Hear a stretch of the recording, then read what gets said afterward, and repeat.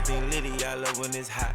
Turned to the city, I broke all the knots. Got some more millies, I keep. What the heck is going on, you beautiful bastards? It's your boy Set of Reacts, and we're back with another reaction. Today we got top 3 stories that sound fake but are 100% real from mrballen.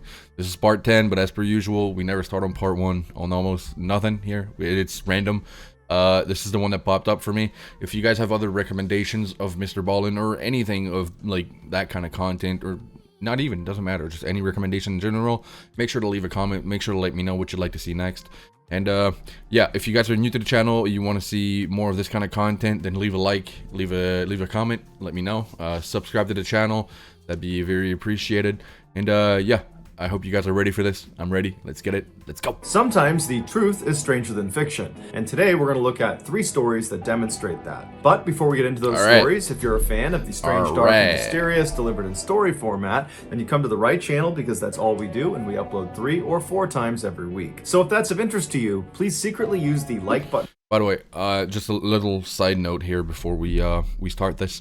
These are the type of like creepy stories I really like. Something that really genuinely happened, that will creep me the fuck out more than anything that leaves it up to guessing, like if it's paranormal or anything like that. I'm a skeptic, so I don't really believe in that. But true stories, that's sketchy. Toothbrush to clean a dog's teeth, and then just put the brush back. Also, please subscribe to our channel and turn on all notifications so you don't miss any of our weekly uploads. All right, let's get into today's stories.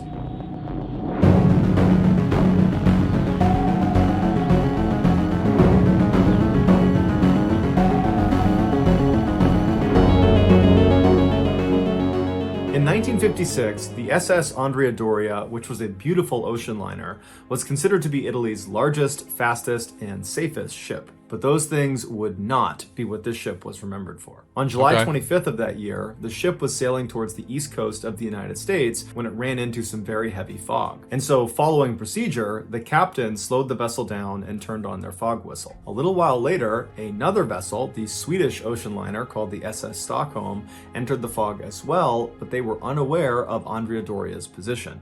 Now, both vessels were using radar, but unfortunately, both vessels misinterpreted what they were seeing, and so neither of them communicated with the other as they careened towards each other. When visual contact was finally made between the 2 ships, it was too late. A collision was imminent. At 11:10 p.m. that night, the bow of the Stockholm plowed directly into the side of the Andrea Doria, penetrating over 40 feet inside the ship before coming back out again. The impact killed 46 people on the Andrea Doria and 5 people on the Stockholm. When the story broke, every major news outlet around the world picked it up, including ABC News in the United States. And the news correspondent that they chose to cover this story was a man named Edward Morgan. And unbeknownst to his co-workers, his 14-year-old daughter, Linda Morgan, was on board the Andrea Doria, and just before he went on, he was informed that she was amongst the missing and presumed dead, and there was virtually nothing he could do but wait for more information. And so despite his incredible burden, Edward still went on the air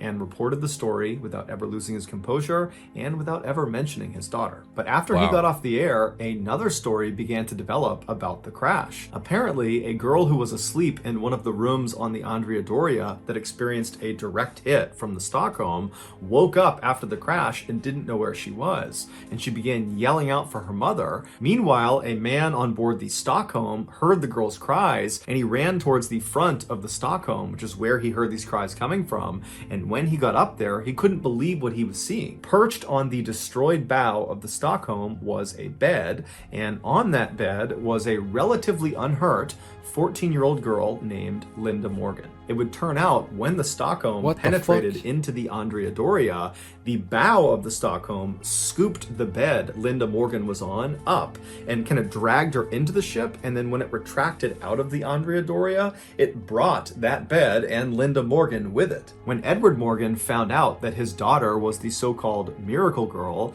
he was overcome with emotions, and he would go back on the air, and this time he would talk about his daughter and her incredible survival story, and he would also talk about how hard it was to deliver the news when it was about someone he loved. Linda would make a full physical recovery. She only suffered from a broken arm, but she would suffer enormously from survivor's guilt, as her stepfather and her half-sister were both killed in the crash. Bro, okay. That's wild. Do you know how big those ships are?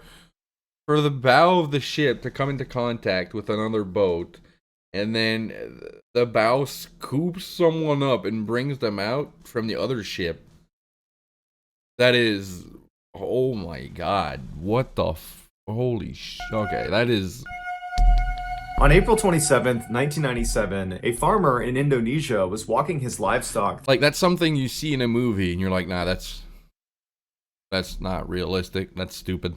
Through a thick sugarcane field near his house when he tripped on something. After he regained his balance and looked down, he noticed a strange mound of dirt that seemed totally out of place. He wanted to dig it up just out of curiosity, but he wasn't on his property, so instead he walked back to the village and he told the village leader about this strange pile of dirt and suggested he see what's under it. So the village leader and some other men headed back out to the field. They find this dirt pile, and the first thing they do is they poke it with a stick. The stick went right into the pile. It was a soft pile of dirt, and when they pulled it out, this horrible stench filled the air that was coming out of this mound. Worried about what they might find underneath this pile, the men decide to leave it alone and go back to the village and tell authorities about it, and the authorities promptly tell them to go back out there and uncover this thing and tell them what they find. And so the village leader and some more men head back out to the field, and they start digging. Nah, bro, you're police. How about you do your fucking job? We'll start there, right? I found something weird. You go check it out. What? And pretty quickly, their shovel strikes something that's fairly soft inside of this mound. Yeah, no so shit. After delicately removing some more dirt, they discover a woman's face is looking right back at them. It appeared she had been buried up to her neck, and then someone had just thrown dirt on top of her head. At this point, the authorities did come out, and they were able to identify the body as belonging to a 21-year-old local woman named Dewi. After asking around the village about this girl, the police determined the last time anyone had seen her was 3 days earlier when she had left her house to run an errand. But after that, no one knew what happened to her. Just a few hours after Dewi's discovery, a 15-year-old rickshaw driver came to the police with additional information. He said 3 days earlier, on the evening of April 24th, so the same day that people had seen Dewi last, he said she had come to him to ask for a ride. And when she got into the rickshaw, he asked where she wanted to go, and she said she did not want to tell him specifically where she was going. Instead, she just wanted him to drive in a particular direction, and she would give him more information about how to get where she wanted to go as they got closer. And so this really intrigued the driver. And so after he began going in this direction, he turned to her again and said, can you tell me anything more about where we're going? This is really weird that you're not giving me any more information. And so finally, Dewi relented, and she told him she was going to see the shaman. A shaman, in simple terms, is someone who uses magic to cure the sick. The driver did think it was odd that this girl was going to see the shaman in the middle of the night, and she was being so secretive about it, but after he dropped her off, he hadn't given it much thought until he found out she had died. The police approached the shaman, who was 45-year-old Ahmad Siraji, and they asked him if he had been with Dewi on the night of April 24th. Initially, Siraji said no, he had not been with her, and he had no idea what happened to her. But after police searched his house and found Dewi's belongings inside, Siraji said, okay, I've been lying and I have a confession to make. And he would very nonchalantly tell police that not only had he killed Dewi, he had also killed dozens of other women the same way and buried them in the sugarcane field. And so the police went out to the field and started looking around, and they found all these mounds of dirt all over the place, and under them were women buried up to their neck. After the excavation was all done, the police believed they found the bodies of 42 different women, but truthfully, that was just a guess. They believed there could be more. During his trial, Siraji explained in detail why he did the things he did. He said back in 1986, so 11 years earlier, he had this vivid dream where his deceased father came to him and instructed him to drink the saliva of 70 women. And if he did that, he would become immortal. When Siraji woke up, he didn't chalk up this experience as just a strange dream. He believed he had just had a real interaction with the spirit of his dead father, and so he decided he would do as he was told. But his father didn't explain to him how he was going to extract the saliva from these 70 women. And so after thinking about it for a couple of days, Siraji decided the most efficient way to do it would be to just kill the women and then forcibly take their saliva. To find his victims, Siraji began telling people in his village that he had supernatural powers, that he was able to grant women specifically everlasting beauty and riches. And many people believed it. And so as this rumor spread, not only around his How do village, you believe but that? to surrounding areas, lots of women heard about it and came to him and requested his services. He would tell them to come back later that night when it was totally dark and to not tell anyone where they were going. Once they arrived, they would come inside of Siraji's. That doesn't raise any suspicion. A magical man with superpowers doesn't want you to know where you're going exactly, and doesn't want you to tell people where you're going.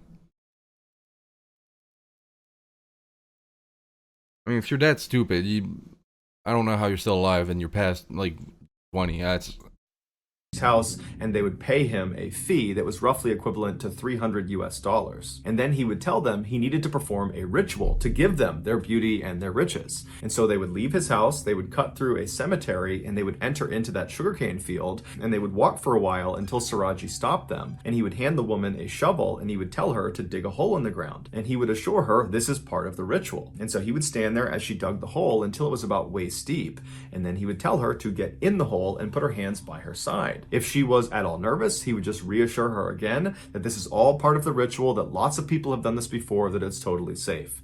And so she'd get in the hole, she'd put her hands by her side, Siraji would take the shovel and he would fill the hole back in until she was completely immobilized, and then at this point, Siraji would pull out a cable, he would wrap it around their neck, and he would strangle them to death.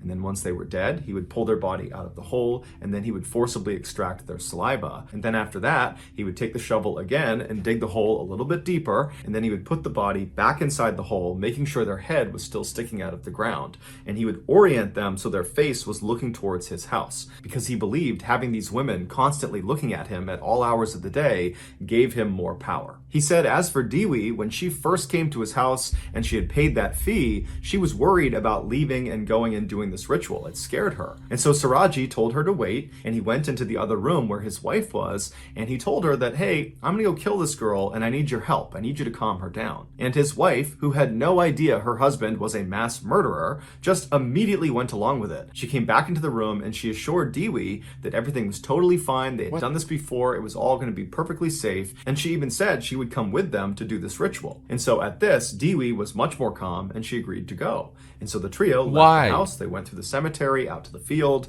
and then only 2 people came back. Siraji was executed in 2008 by firing. Bro, you're not Snow White. There's no superpowers in life, man. Magic doesn't exist. It's, oh my fucking god, some people...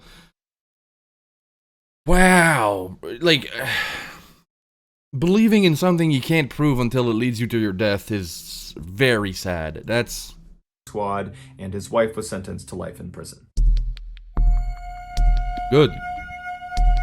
Around midnight on September 3rd, 1986, That last one didn't creep me out. It made me mad. Wells and his wife Kristen were pulling onto their street in western Montana when they noticed a camper parked in front of their house. Neither of them recognized the camper, and so when they pulled into their driveway, Doug got out and walked over and looked inside to see if anyone was in there. And there was a man sleeping in the front seat. Doug didn't wake him up. Instead, he went back to his wife. They talked about it, and they decided that this man must have just randomly parked in front of their house, and that most likely the next day he would leave. And so I would have thought the exact same thing. the couple went inside their house and they began getting ready for bed. At some point, Doug rounded up all the trash inside of the house and was going to bring it outside to put into the trash bin. And when he went outside, standing in his front lawn is the same guy who was just sleeping inside of the camper. And so Doug very cautiously goes down the front steps and he yells out to this guy and says, you know, what are you doing here? And immediately the man put his hands up and said he meant no harm. He said his name was Wayne Nance, and he actually worked with Doug's wife, Kristen, at the furniture store in town. Wayne went on to say that he happened to be driving down their street earlier that day, and he spotted someone standing outside one of their windows looking in their house, and he knew it was Kristen's house, and he looked in their driveway and he saw that Kristen wasn't home and it looked like nobody was home. And so he decided he would just park out front and try to scare off this person and wait for Kristen to get back. But by the time Kristen got back, he had fallen asleep. Doug was totally caught off guard by this whole Okay. situation. The idea that there's this guy on his property talking about another guy that was lurking around his property. And so he asked Wayne, did you see this guy again after that first time you saw him? And Wayne said no, he hadn't, but he didn't have a flashlight. And so maybe if Doug went in the house and got some flashlights, the two of them could walk the property and make sure nobody was there. Doug thanked him for the offer and said, okay, well, why don't you come in the house and I'll go look for those flashlights.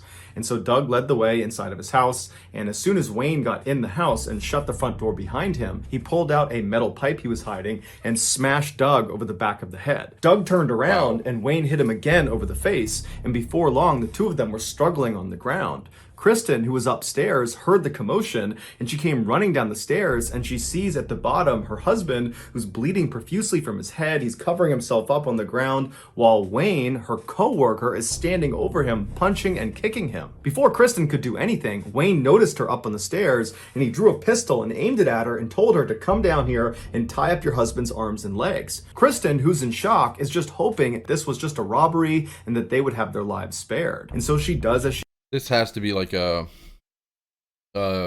emotionally driven, right? This has to be like jealousy. Either I'm assuming the man was jealous that the woman was married to that guy instead of him because he was in love with her, his coworker. Either that, or maybe there was an affair with the wife, but they couldn't get together because she had a husband and he loved her. And so he wanted to get rid of the husband and it went wrong. Like so many possibilities here, but it feels like it's driven by emotions. It feels like it's driven by, like it's like some sort of revenge almost. she's told. She walks down, Wayne throws her some cord, she ties up her husband's arms and legs, and then afterwards, Wayne leads Kristen back upstairs to the bedroom where he ties her up as well. After that, Wayne went back down to the main floor where Doug was still laying on the ground, and he grabbed Doug by the legs and he pulled him down the flight of stairs to the basement where he tied him up to a pole, and then he savagely beat him with the pipe before Wayne pulled out an 8-inch blade and plunged it directly into Doug's chest all the way in. And then when he pulled it out again, Doug slumped over. Wayne went back upstairs all the way to the second floor to check on Kristen, and he saw she had managed to get partially out of her restraints and she was reaching for the landline, and so he jumped on top of her and managed to restrain her all over again. And then after he was confident in her restraints, he went back downstairs to make sure Doug was dead. When he got down there, he saw Doug was still slouched over in the same position he had left him, and so Wayne assumed Doug must be dead. And Wayne went back upstairs to assault Kristen.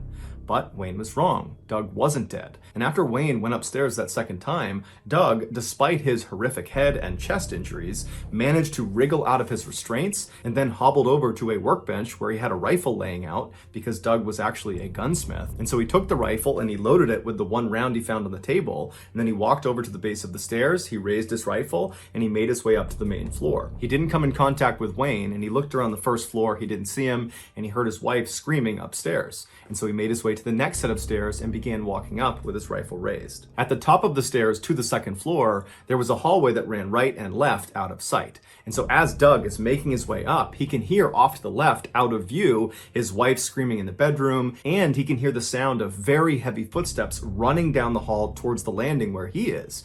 And so Doug positioned himself in the stairwell, he took aim about chest height with his rifle, and he waited for their attacker to show himself. And so as soon as Wayne came flying around the corner with his knife in his hand, Doug just fired one shot that struck him right in the stomach. Wayne fell backwards, totally shocked at what had just happened. He began to stagger, and Doug, meanwhile, turned his rifle around like a baseball bat because he didn't have any more rounds. He just starts walking down the hall, smashing Wayne as Wayne continues to stumble and fall and try to run away from Doug. And finally, he gets away from Doug, charges into the bedroom where Kristen is, and he grabs his pistol, and he turns around and he fires 3 shots towards the door where Doug is now standing. And Doug, he's unfazed. One round hits him in the leg, the other 2 miss. He doesn't care. He just walks up to Wayne and begins bashing his head in with the back of this rifle. He hits him so many times that the buttstock of the rifle explodes and the metal of the rifle bends like an L. And at some point, Wayne drops the gun because he's getting viciously beaten on by Doug and his rifle. And Doug sees that, he grabs the pistol, and he fires the remaining rounds into Wayne's head. Police and paramedics would show up shortly thereafter, and Doug, Kristen, and their attacker Wayne were all rushed to the hospital. Doug and Kristen would make full recoveries. As for Wayne, he would die the following day from his injuries. After the incident, the police investigated Wayne Nance to see who this guy was, and they discovered that almost certainly he had been a serial killer that was connected to at least 6 cold case murders from 1974 to 1986. But because Wayne never confessed to any of these murders before he died, the true number of people he killed is still unknown. So that's gonna do it, guys. Wow, so it wasn't even emotion, it was just he wanted to kill. If you found the secret in today's episode, let us know in the comments what it is and where you found it. If you're the first to do that, we'll pin you at the top of the comments section. If you got something out of today's video and you haven't done this already, please secretly use the like button's toothbrush to clean a dog's teeth and then just put the brush back. Also, please subscribe to our channel and turn on all notifications so you don't miss any of our weekly 3 or 4 video uploads. If you want to get in touch with me, you can direct message me on Instagram or on Twitter. My username for both platforms is the same. It's johnballen416. I also have a ton of content over on TikTok where my username is mrballen. I also have a second YouTube channel called Mr. Ballen Shorts where I post random short videos and lost episodes. If you have a story suggestion, please submit it to our subreddit just called Mr. Ballen. It's linked in the description below. So whether... Alright, as per usual, I'm going to leave the original in the description. Third one was... that was messy. That was... yeah. Very scary. That's very scary. That's like actual scary stuff. You know what I mean? I don't know how the husband is that tough. That's very, very, very impressive to be able to just keep going. But I guess, you know, when the adrenaline's pumping, it just keeps you up. And that's why a lot of the times, I mean, he got shot, he got beat, he got stabbed, but he's still walking up to someone to like defend his wife, defend his life, and just, you know, eliminate the threat. And that's, yeah, that's crazy. That's crazy. That guy is a hero, you know. So yeah, as I said, the link is in the description. If you guys want to go show Mr. Ballen some love, I would appreciate that. If you want to just watch his content or watch this video on your own, feel free to do so as well. If you enjoy the reaction, do the same here. Leave a like, leave a comment, you know, support the channel. It really helps us grow if you subscribe as well. And yeah, there's going to be a link to the description for the Discord if you want to be part of the community, as well as one for the Twitch. On Discord, by the way, there's a section for vids you want me to react to, and I pick a lot of videos from there. It's a lot easier to see as it's always there. I don't have to jump from video to video to video to video to video to find comments of what you guys want me to see. So if you leave a recommendation on Discord, chances are probably higher that I will react to that. Anyway, I hope you guys have a fantastic rest of your day. I'm out. Peace.